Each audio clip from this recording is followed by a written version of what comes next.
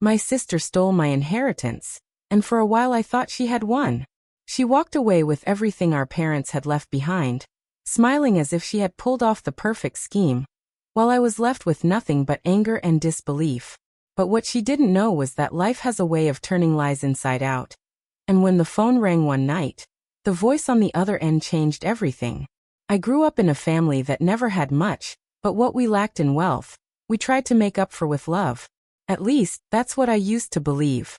My parents worked hard, holding on to values of honesty and integrity, teaching me that dignity was worth more than gold.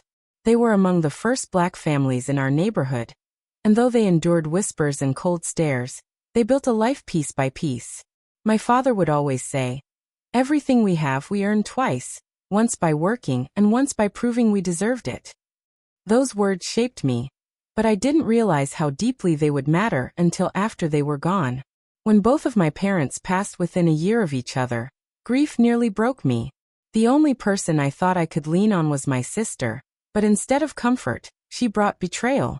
While I was struggling to process the loss, she moved quickly, manipulating the paperwork, pushing me aside during estate meetings, and spinning stories about being the one who had cared for them most. By the time I caught on, it was too late. The house, the land, the small savings, they were all in her name. And when I asked her why, her answer was like a knife. "You never belonged in this family the way I did. They trusted me, not you." Her words carried a sting I could never forget. In them was not only betrayal, but the echo of something deeper. Our entire lives, I had been the one who bore the brunt of suspicion, of judgment, of being seen as less. I was darker than her, less favored, the one neighbors whispered about when anything went wrong. She had played that advantage into adulthood, convincing people I was the unstable one, the outsider. And now, she had stolen the very legacy my parents had fought so hard to leave behind. I tried to fight. I went to lawyers, but the papers she held were airtight. She had been planning this for years, building her case while I was busy living my own life. Each time I tried to speak out, I was silenced by the same walls I had always faced: disbelief, dismissal. The subtle reminder that in a world stacked against us, the one who looked more polished, who fit the mold, would always be believed. For months, I lived in anger, bitterness eating me alive. I worked long hours, trying to build something of my own, but every night the thought returned. She took what wasn't hers, and the world let her. It seemed like a story without justice, until the night the phone rang. It was late, and I almost didn't answer, but something told me to pick it up. On the line was a man who introduced himself as an attorney representing an old family friend. He spoke carefully, almost cautiously, explaining that during a recent review of documents, a discrepancy had been found. My heart pounded as he went on. There was another will, one that had been overlooked, or perhaps hidden. A will in which my parents had left everything equally between us, with clear instructions that the land should never be sold outside the family. I felt my breath catch. Could it be true? The attorney said the original documents had been tampered with, and the call wasn't just a courtesy. It was an invitation to reopen the case. My hands shook as I hung up the phone, but for the first time since losing everything, I felt hope. What followed was not easy. The process of uncovering the truth took months. Investigators dug through records, piecing together what my sister had erased. And with each revelation, her mask slipped further. She hadn't just manipulated the paperwork.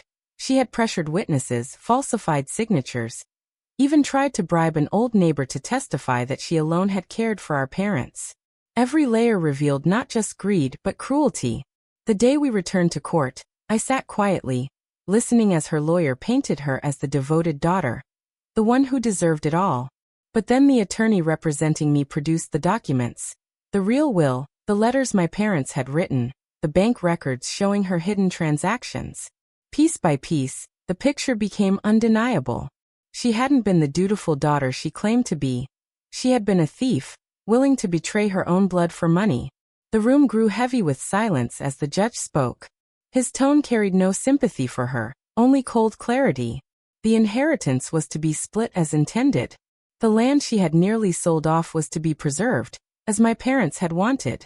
And as for her fraudulent actions, She would face consequences that went beyond family disputes. I will never forget the look on her face.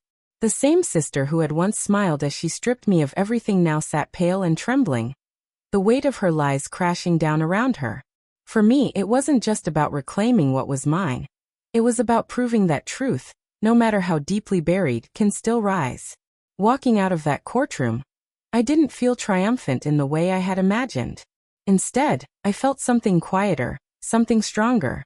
I thought of my parents, of the sacrifices they made to carve out dignity in a world that fought to deny it.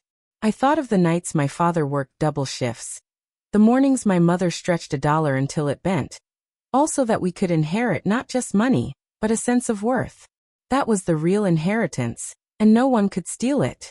In the end, I got back what my sister tried to take, but more importantly, I reclaimed my story.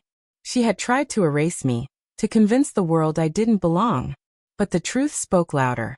And as I stood on the land my parents had left us, feeling the soil beneath my feet, I realized the call that had changed everything was more than a legal victory.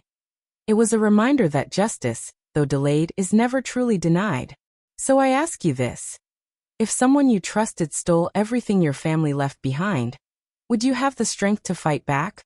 Or would you let them live with the weight of their own lies?